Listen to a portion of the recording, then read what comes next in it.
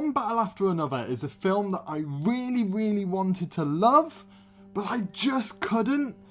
And a lot of that is purely down to the opening, 30 minutes.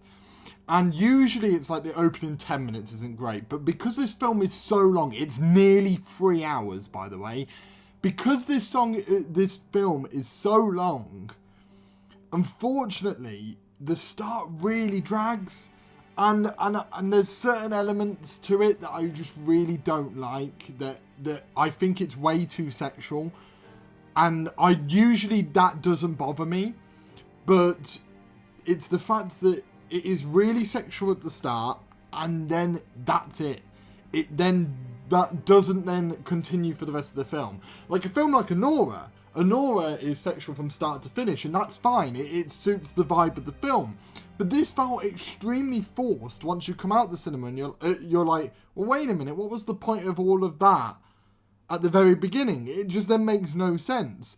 Then you've got the fact that there's a few characters that right at the beginning I don't enjoy. And I don't think that is anything to do with the acting performances. I just think that's just down to the vibe of the entire film was built on the fact that the mom was not meant to be the most nice person.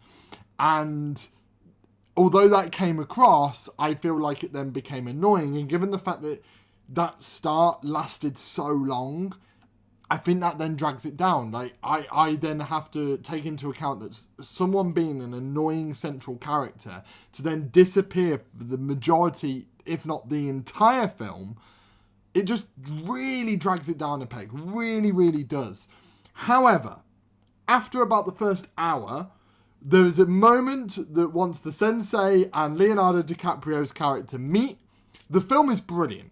From then on is genuinely brilliant. If you can outlast the first bit, you will have an amazing time. You just have to go through the slog first.